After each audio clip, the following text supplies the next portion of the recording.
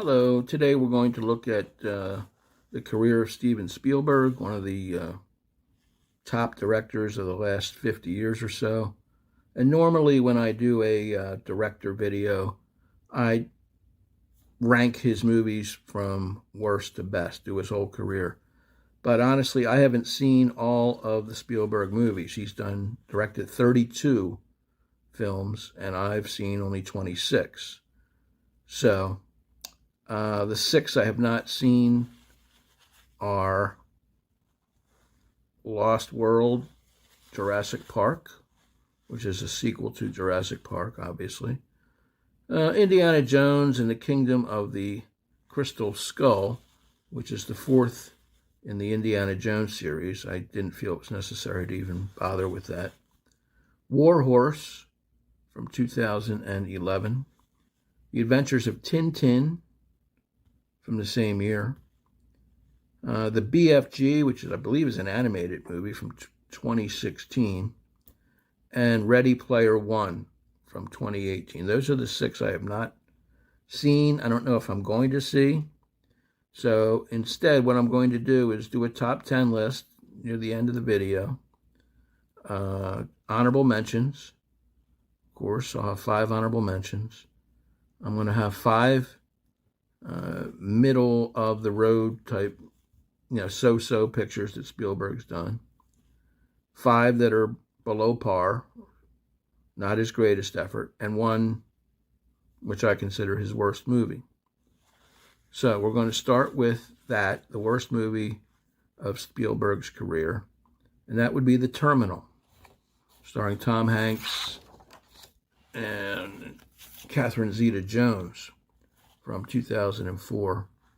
And here Hanks plays a man from a fictional foreign country stuck in New York City's JFK Airport terminal, and he's been denied entry to the U.S. There's an invalid passport, some kind of technicality, so they won't let him in the country, and they can't return him to the country he came from because that particular country is having a military coup. So he's stuck. And that's what the movie's about. And it really is pretty god-awful, in my opinion. Next, we're going to look at the 5 subpar movies in Spielberg's career, starting with Hook from 1991. Now, this had the earmarks of being a real blockbuster, and everybody thought it was going to be. There was a lot of hype around it, I remember, when it was released. Great cast. You got Robin Williams as Peter Pan, Dustin Hoffman as Captain Hook, and Julia Roberts as Tinkerbell. So you think we're off and running, but maybe I'm not the target audience for that kind of picture. I thought it was a 2-hour, 22-minute snore fest. It really was. I look around the internet doing some research, and there are a lot of people that really like this movie. I don't know whether they were kids when it came out and they have great memories of childhood or whatever, but I thought it was dull and pretty vapid. So, Hook. Also in the category of subpar Spielberg, we've got a real bomb from 1941, or from 1979, a movie called 1941. With Dan Aykroyd and John Belushi.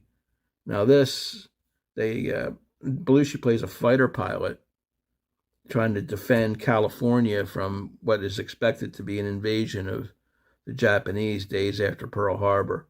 And this is just an onslaught of zany gags and unfunny material that, it missed its mark big time. So that was a dud as well.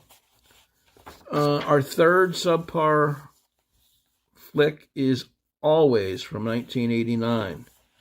This is a love story starring Richard Dreyfuss and Holly Hunter, 2 really strong actors, but I don't know whether it's the screenplay or the pacing or whatever, or it's just sentimental, sappy nonsense as far as it's a tearjerker, a love story.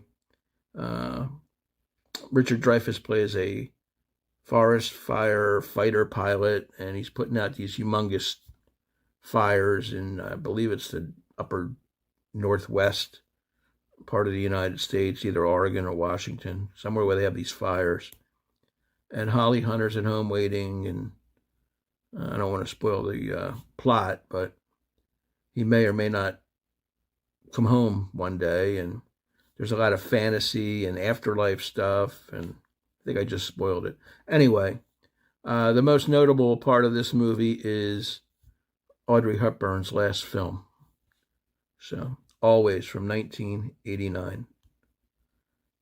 Our fourth substandard Spielberg film is called The Sugarland Express from 1974.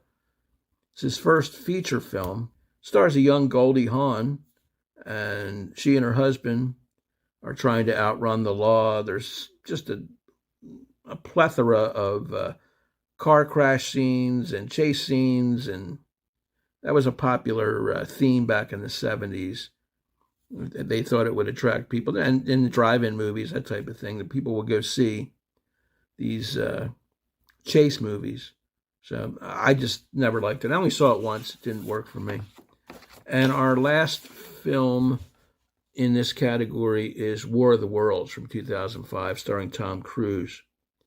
It's a sci-fi action thriller.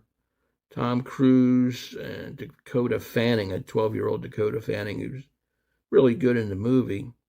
But, of course, this is the updated version of the H.G. Wells classic novel.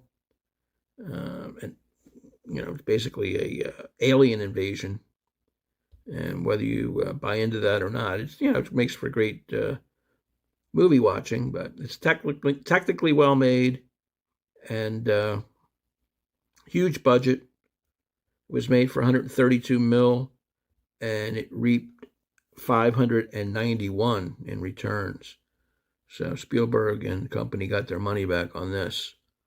War of the Worlds from 2005. Next, we're going to go to what I'm calling the Spielberg middle of the pack. These are 5 movies that are not really in contention for the top 10 list, but they're not really that bad either. They lie right in the middle of his filmography. First is 2017's The Post, starring Tom Hanks and Meryl Streep. This is an historical political thriller that's about the Pentagon Papers, whether to publish them or not publish them. You got Streep as the publisher of the Washington Post, Katharine Graham, and Hanks playing the chief editor, Ben Bradley, who would later gain fame as making the decisions behind All the President's Men, or the Watergate chapter of the 70s, hiring Woodward and Bernstein to pursue Watergate and the ramifications that would lead to Nixon resigning. Anyway, that's Ben Bradley. This movie is The Post, Washington, the nickname for the Washington Post. Pentagon Papers, it's basically a classified document of the 20-year United States involvement in the Vietnam War. So there's a leak, and they get their hands on this, and the big dilemma is to whether to publish or not publish, and that's the crux of the story. It's a decent movie. Next is Minority Report from 2002. This is a sci-fi action film starring Tom Cruise and Colin Farrell. Futuristic, where the police have the technology to arrest murderers before they even commit the crime. So an interesting premise there. Then we have Duel, a 1971 movie starring Dennis Weaver. This was actually an ABC Movie of the Week, made-for-TV movie that was just a little bit over an hour, like 70 minutes in length. And it was so popular on TV, they released it in the theaters. After that, it's a nightmarish thriller. You got a salesman, a real square peg, Dennis Weaver, driving his car out in the southwest United States, and all of a sudden he's tailgated and tormented by a large truck, and we never see the face of the truck driver. And this goes on the whole duration of the movie. It's quite the thrill ride. And the last two are sequels to Raiders of the Lost Ark. You got Indiana Jones and the Temple of Doom from 1984 and Indiana Jones and the Last Crusade from 1989. Both starring Harrison Ford, of course. Rip-roaring action adventure. If you're into this, this is more of the same. Raiders, of course, is the original, so it's a better film. Karen Allen as his female sidekick, and I really thought she added a lot to the film. She's not in these other two. Kate Capshaw, who would later become Spielberg's wife, is the female friend, so to speak, in the two listed here. The Temple of Doom is the original sequel, and then 5 years later we have The Last Crusade, which is boosted quite well by Sean Connery's appearance as Indiana Jones's father, and River Phoenix, the late River Phoenix, playing Indiana Jones in flashback as a young adventurer. So that sums up the 5 films we have listed here for the middle of the pack.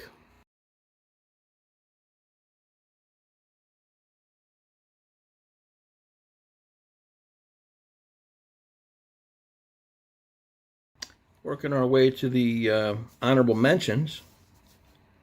These are the ones that came pretty darn close to getting into the top 10. They're just a little bit short. Spielberg has so many great movies, but only 10 could be in the top 10. So we're going to kick it off with Catch Me If You Can from 2002, starring Leonardo DiCaprio and Tom Hanks. Now this one basically is a game of cat and mouse between the two leads. DiCaprio plays Frank Abagnale Jr. It's a true story. He's basically a con man who, prior to his 19th birthday, impersonated pilot, a doctor, and a lawyer, and bilked millions through forged checks. A fascinating story. He was on The Tonight Show. This guy, he wrote a book. I mean, he spent time in jail, obviously, but very entertaining movie. Tom Hanks plays the FBI agent who's tracking him down. And it's a good, solid movie. Look for the young Amy Adams as a candy striper who comes across Leo's path at one point. And Christopher Walken was actually nominated in Best Supporting Actor, playing Frank Sr., who was, of course, Leo's dad. So Catch Me If You Can. Next, we've got, from 2015, Bridge of Spies. Again, Tom Hanks is in this one as well. He's a U.S. lawyer who's negotiating an exchange of prisoners, spies, between Russia and the United States. It's a true story of events that happened during the Cold War. The bridge refers to the exchange point in Berlin. There was a U.S. pilot shot down named Gary Powers by the Russians. He's captured, tried, sentenced to 10 years in prison in a gulag. And Hanks is the go-between. They want to get him back, but the price is going to be they have to give up a Russian spy in U.S. custody, and that's a guy played by Mark Rylance, who won the Oscar for supporting actor, playing Rudolph Abel, a spy that was undercover in New York City. So this is a really good movie, solid. Almost made the top 10. This was probably the hardest one I had to kick out. Next, we've got AI, Artificial Intelligence, from 2001. Sci-fi. This is a futuristic look at our society. Touches on technology and humanity and love and exploring one's own existence. Originally a Stanley Kubrick project, who worked a long time writing the script and perfecting it, as he always does, and eventually he dragged his feet and his health issues took place and He died in 1999. He gave the script and the rights to it up to Spielberg. He handpicked him. So he followed through and I think made a really good movie. Haley Joel Osment plays a robot boy. Jude Law is also involved in this movie as sort of a villainy character. And it's worth checking out if you haven't seen it. AI, Artificial Intelligence, from 2001. Next, we've got Munich from 2005, another true story. This is a movie that really nobody ever talks about. It's underrated as far as Spielberg's filmography is concerned. And again, this takes place, this covers the 1972 Olympic Games in Munich, Germany, where 11 Israeli hostages, athletes in fact, were taken hostage and murdered by Palestinian terrorists. As payback, Golda Meir, the Israeli prime minister, through covert operations, hires some recruits, assassins, to hunt down those responsible for the carnage at the Olympic Games. Very suspenseful. It's got the usual lies, betrayal, backstabbing that you get in an espionage thriller. And the movie answers its own question, really, of morality. Sometimes you need to cast aside the moral high ground to even the score. Our last of the honorable mentions is Amistad from 1997. Another true story starring Morgan Freeman, Matthew McConaughey, and Anthony Hopkins. This is an 1839 incident where the Amistad is the name of a Spanish slave ship that shows up on the shores of the United States after African slaves they overthrow the Spanish guys that are holding them on the ship.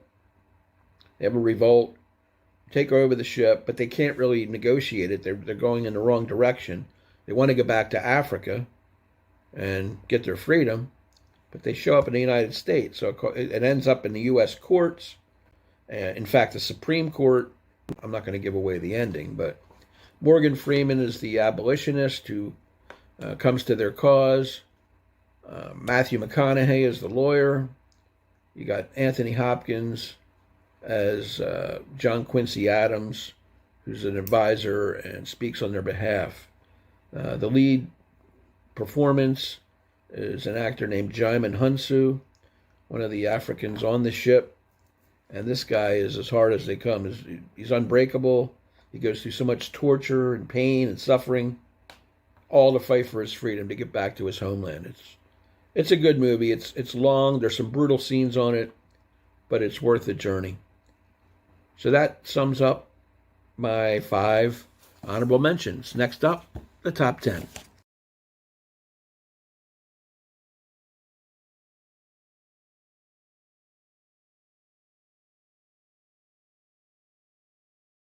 We finally made it to the top 10. And when I'm picking a top 10, I don't just pick my favorite films. I'm picking what I consider Spielberg's best films, his quintessential signature movies that deserve to be on the top 10 list. So without any further ado, number 10, Empire of the Sun. Now, this came out in 1987. It's perhaps his most overlooked film. It's visually stunning. I wish I would have seen this on the big screen. I didn't catch up with this till it was on cable TV. But this is an epic, a long film, coming-of-age film. It's about the loss of innocence, survival.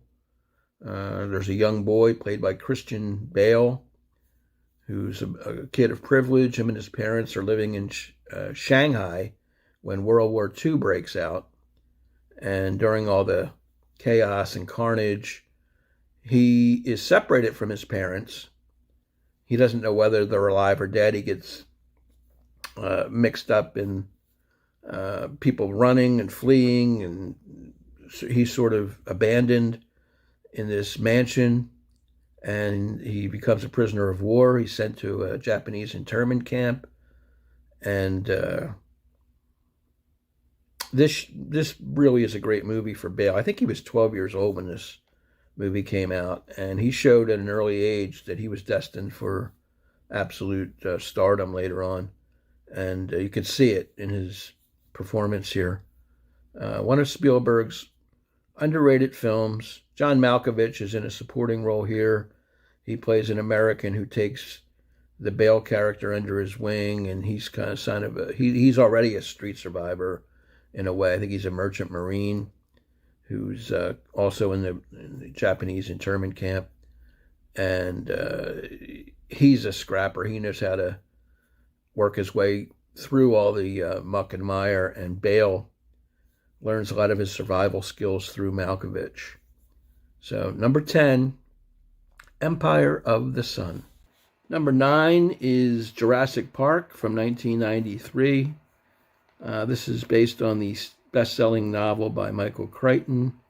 Sci-fi action adventure, a huge blockbuster. It grossed over $1 billion worldwide, starring Sam Neill, Laura Dern, and Jeff Goldblum. And we have here scientists have developed DNA, then they've cloned dinosaurs through a mosquito bite. There's a whole pre-story here, which they show in the beginning of the movie. And eventually this scientist has a theme park in Costa Rica. And what happens is there's a power failure, and the dinosaurs are running wild and wreaking havoc on some of the guests at the theme park, especially children. They're chasing them all over the place. They corner them in a laboratory where their cages are, and it's very heart-pounding, extremely entertaining, though, with great special effects. The dinosaurs are really authentic looking, and it adds to the horror when they're chasing the kids around. So it's a thrill ride, and it's worthy of being on the list. Number 9, Jurassic Park. 8 is, ironically, the 8th film in the Spielberg filmography from 1985, The Color Purple. Now, this is based on the Pulitzer Prize-winning novel by Alice Walker. It tells a story of a young lady played by Whoopi Goldberg who grows up in rural Georgia in the early part of the 1900s. You see her running through flashback, you see her running through a field of purple flowers with her sister, and that's, of course, where the title comes from, The Color Purple. And what she has to endure is just downright some of the most depraved and despicable abuse you've ever seen on film.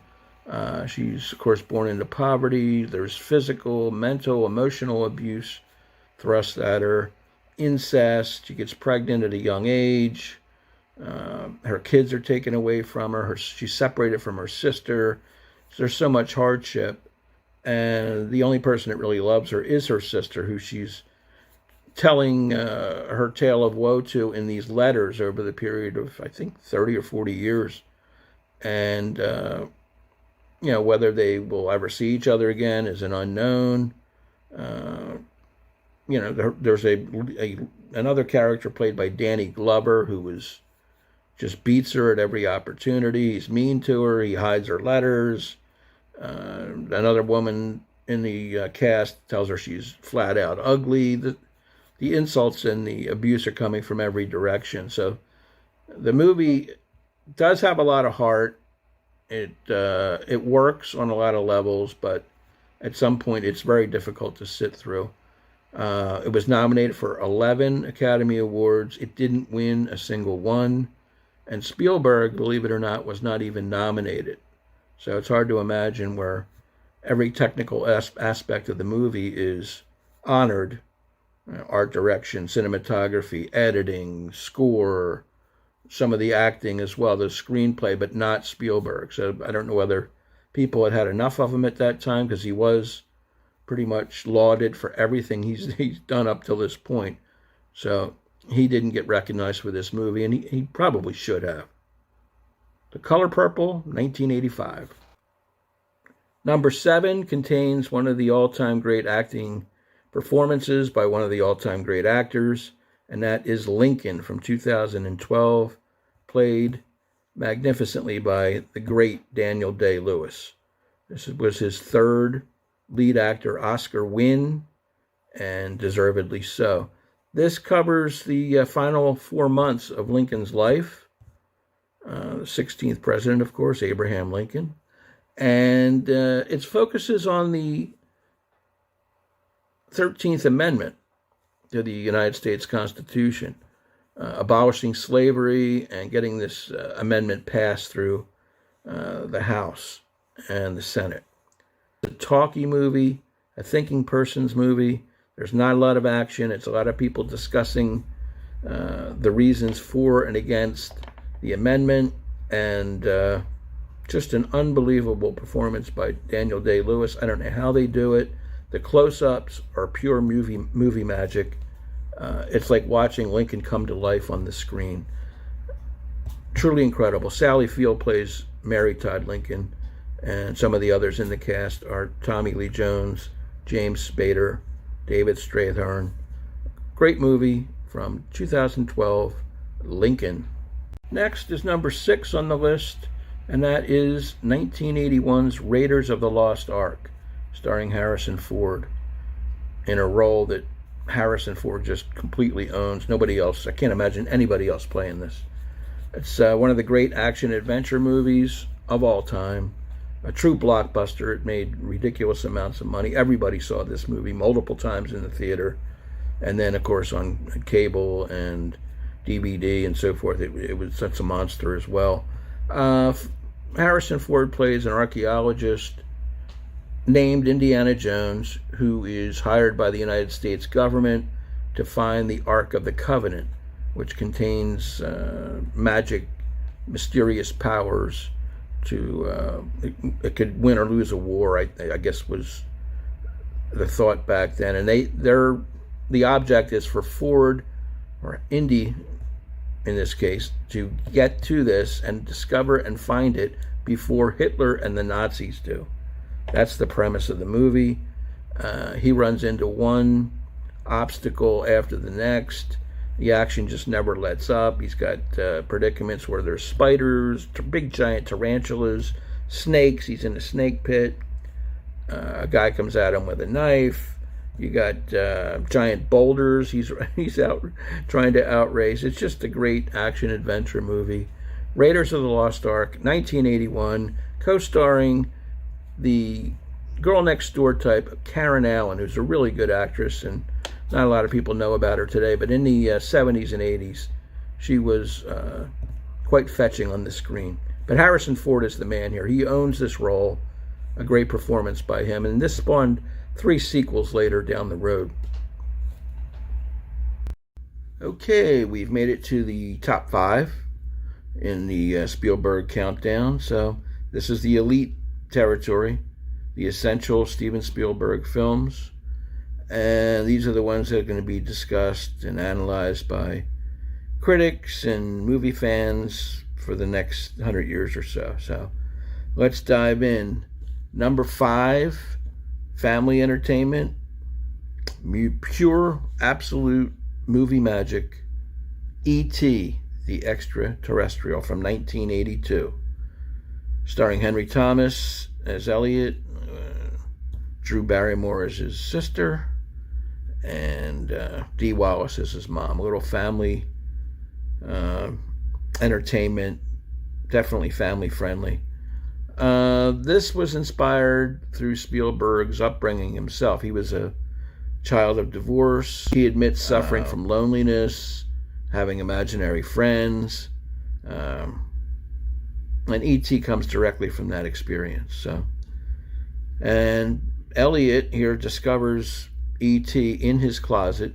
E.T. is an alien from somewhere out there, and he has to help him find his way back home. That's the crux of the movie, and they, of course, bond.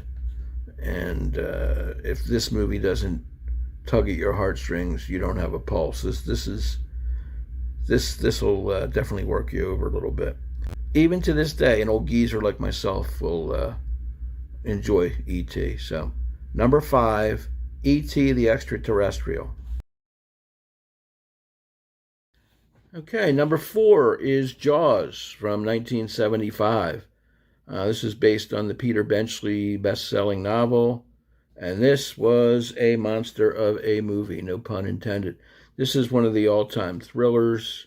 A great movie experience, actually. People were so terrified watching this movie that they felt they had to go back and see it again. This did the box office hit of 1975. The summer 75 was dominated by ticket receipts from Jaws. You have a great white shark attacking beachgoers at a summer resort in the East Coast. I think it's Martha's Vineyard. And the mayor decides he has to close the beaches because people are getting injured or dead or attacked, blood in the water, so to speak. So there's a bounty placed on the shark, and the police chief, Roy Scheider, and the marine biologist, Richard Dreyfuss, and a hired hand, a shark hunter, Robert Shaw, go out on a boat, and their mission is to kill the beast. So that's the movie. That's the famous line, "We're going to need a bigger boat." That comes from when they get an eyeful of what the size of the shark. It's everybody in the movie's going, "Whoa!" It was a classic. So Jaws, 1975, all-timer, number 4 on the list.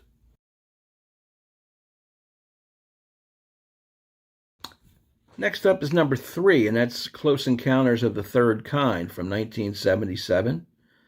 A movie about alien contact, beautifully shot, innovative for the time, amazing special effects for 1977. The spaceships, they're out of this world, literally out of this world, and Spielberg deserves a lot of credit. Seeing this on the big screen was, you were in awe.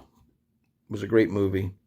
Still is, but there's something about the first time you see this on the big screen, it takes your breath away.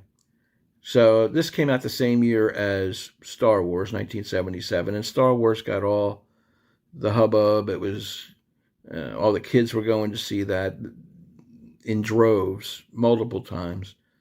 Close Encounters is a different kind of movie. It's more of a thinking person's movie, not a lot of action compared to all the stuff that was going on in Star Wars with the battles in the sky and the laser beams and the saber, whatever they're jousting with. You don't have that in this movie. This is Richard Dreyfuss. All of a sudden he's in a rural town somewhere in the Midwest, and he sees these lights, and it turns out to be a spaceship that round the bend every night at the same time. And there's the local folks all gather around to watch this. They're not even sure what they're looking at.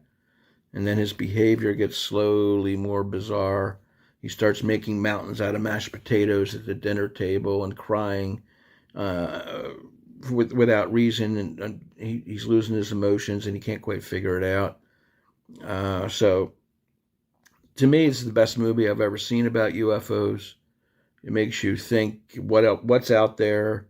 And in Spielberg's vision, the aliens are not hostile, which I like. They're not bombarding us with, shots from these weird vessels and blowing us up before we can get them. It's not an adversarial relationship. It's more curiosity and wonder, and that's what makes the movie great. So, 1977's Close Encounters of the Third Kind, a one-of-a-kind experience in the movies for me back in 77.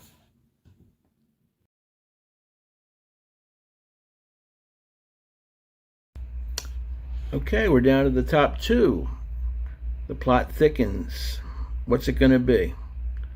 Well, number 2, Saving Private Ryan from 1998.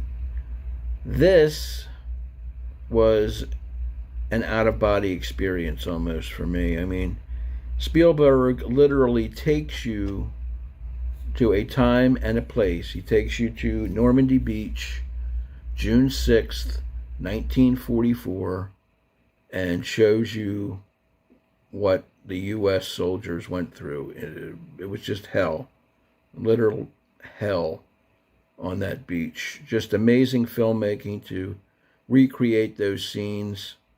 The opening scene for 25, 30 minutes is an all-timer.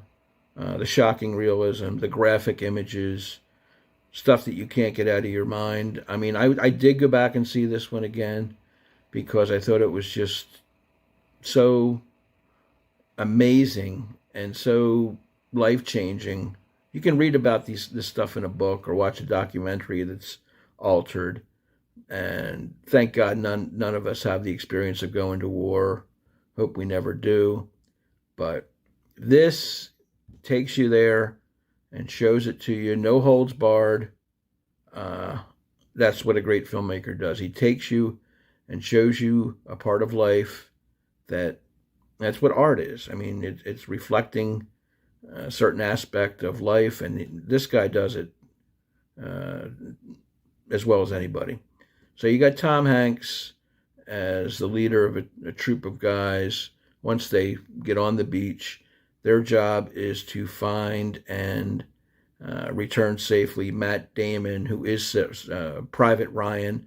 His three brothers have already been killed in the war, and the Army sent Hanks and the boys out to make sure that this family doesn't have four sons killed in World War II. So that's the mission. It's the best war movie I've ever seen, as hard as it is to watch. It's weird because I watched it twice in the theaters when it opened in '98, and I have never seen it on TV. I have it on a DVD, and I can't bring myself to watch it, and that's like 23 years later. So those images are seared, and I guess that's the way I want them. The fact that this movie did not win Best Picture is a disgrace. They gave it to Shakespeare in Love, which is a nice, small little movie, but nowhere near that. This is an all-time great movie. So this is number 2, Saving Private Ryan. By the way, the cast besides Hanks, you got Tom Sizemore, Ed Burns, Barry Pepper, Vin Diesel. A lot of the young up-and-coming actors of the 90s are in this movie. So, great one of all time, Saving Private Ryan.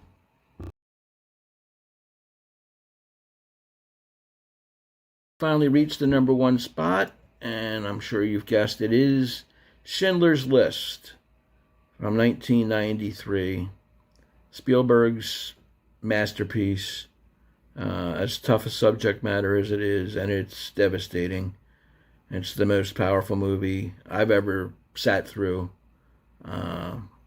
Left me in stunned silence. I was just like, what did I just put myself through? Saw it in the movies one time, never saw it again, but I still remember so much of it, and it was brutal. It was shot in Poland in black and white for the documentary style effect that Spielberg wanted, because in those years in the 40s you would get these newsreels and they were all black and white. So he wanted to recreate that look, and he did it to the nth degree. It works on every level. So you got Liam Neeson here as playing Oscar Schindler, who's a industrialist, and he's trying his best to save these Polish Jewish refugees by employing them in his factories during the war to save them from going to the death camps and getting exterminated. And they know what's going on. It was, you see people getting shot down in the street indiscriminately. Women are being raped. Just the most brutal atrocities of all time. And Spielberg, it had to be very difficult for him to do, being a Jewish man himself. I know he did it for his relatives that he lost over there, and you got to give him all the credit in the world. It probably aged him making this movie, but it paid off. A lot of people needed to see this to bring it home. Ray Fiennes is astonishing here too. The most unlikable creature ever brought on the screen, just whacking people, shooting them in the head, and oh my God, I'm still visualizing some of the stuff that he does in this movie. Ben Kingsley plays the Jewish accountant. What a great movie. Too bad I'll never see it again. But it deserves to be number one. It's a masterpiece. I don't know. What else can I say about it? It's a document of the Holocaust, plain and simple. And Spielberg, the genius that he is, brought it home. And I mean, this is filmmaking par excellence, period. So that's my number one movie. After all of the wonderful entertainment that Spielberg has delivered between Jaws and Close Encounters and Raiders and E.T., he's talented enough to still make a Saving Private Ryan and a Schindler's List, regardless of the subject matter. He takes chances, and all of these films work. He's one of the greats. Steven Spielberg, glad I was able to do this. If you have any comments, leave them below. Like the video if you like it. Don't like it if you don't. But there'll be other filmmakers I'm going to take a look at in the future. Appreciate you watching. Thank you very much.